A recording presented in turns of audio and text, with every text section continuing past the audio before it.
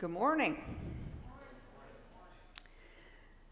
So when I was 22 years old, with the approximately same height and build I have now, I began teaching high school students. My family was a little concerned for me. You know, after all, some of those junior and senior boys can be pretty big and scary. And I do have a couple of stories from back then that might kind of support their reason for being a little bit worried, but I'll save those for another time. I loved what I was doing. And my family kind of had the live and let live philosophy. Once you turned 18, have at it, right? So they didn't really, they didn't know where McHenry, Illinois was. I'm from Michigan, and I didn't know where McHenry, Illinois was, but it was a job that I ended up turning into a career. And people make a lot of comments over the years to teachers, and most of them I don't really remember too well, but one stuck with me. And it was a seemingly well-meaning comment, and it was meant, to be supportive of me, but I don't know. It kind of felt awkward when it was said.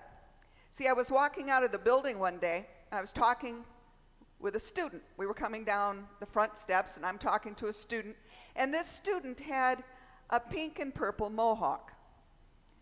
He was also wearing a black leather jacket that had steel studs on the shoulders.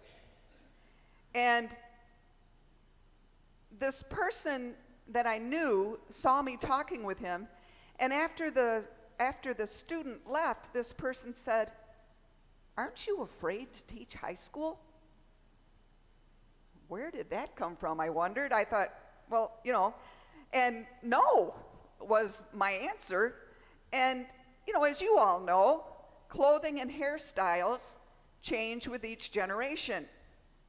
And to be honest, teachers don't even notice that stuff anyway. That's where students are glad that the students are in class, right? We're just glad that they're there. And this student's clothing and hairstyle didn't really capture the essence of who he was anyway. Yet, he was being judged as someone I needed to fear. Well, I can't come down too hard on this person for making a judgment in the blink of an eye, because we all do it. Or maybe I should just speak for myself and admit that I do it. A judgmental statement is one that adds a personal opinion to facts. Love the sinner, hate the sin is an example of a judgmental statement. And people can find, though not that, and I'm sure Kurt's going to talk about this, I hope, not exactly that statement in the Bible. There is scriptural references, inferences, to support that statement. And to be fair, as followers of Christ, we are asked to love everyone. And that's good news. Because in reality, I'm going to quote Reverend Michael Morris here, we're all just miserable sinners. So love the sinner fits our doctrine and our desire to follow Jesus. Then comes the second half of that sentence. Hate the sin.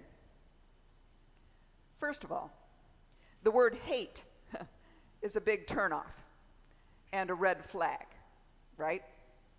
And secondly, this half of the statement drips with judgment.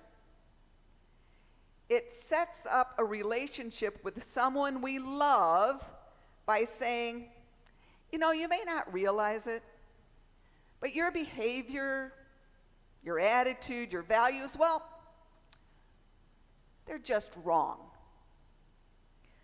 Once you see the world my way, through the lenses of my eyes, then you will be free from sin.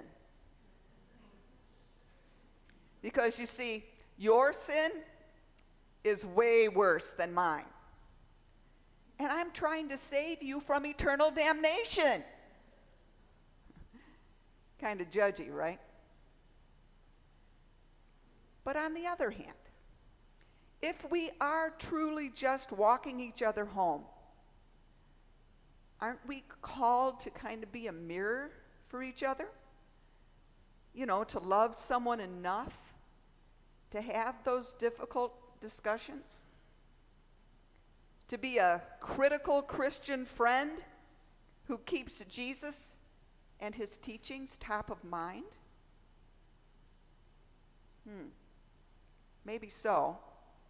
But perhaps we should question whether love the sinner, hate the sin is the right phrase to use in one of those kind of loving relationships where you're trying to be helpful. Love the sinner, hate the sin also sounds like this. I love you, but. Ever experience a love-hate relationship? Maybe you love pizza, but you hate the heartburn it causes? Or you love your partner's commitment to a hobby or a cause, but you hate the time it takes away from you. It's difficult to hold these two feelings, love and hate, in tension without building resentment and eventually ambivalence toward another. Eventually, the love the sinner, hate the sin philosophy becomes a relationship killer. Some would say, well, maybe so, but that's just the risk we take. After all, walking with Christ means we might lose human relationships, right? I come to separate. So it might be a risk, but when someone is sinning in a way that just isn't acceptable to me, it's my responsibility to speak out. Because speaking the truth to try to save a soul is the righteous thing to do. Undeniably, love the sinner, hate the sin has gained traction and has become a slogan used by many Christians since St. Augustine coined the phrase back in 424 AD. How different might relationships have been over the past 1,600 years if we had simply stopped with the first 3 words. Maybe we can work on that going forward. Love the sinner. Full stop. Period. Welcome to worship. We are so glad you're here.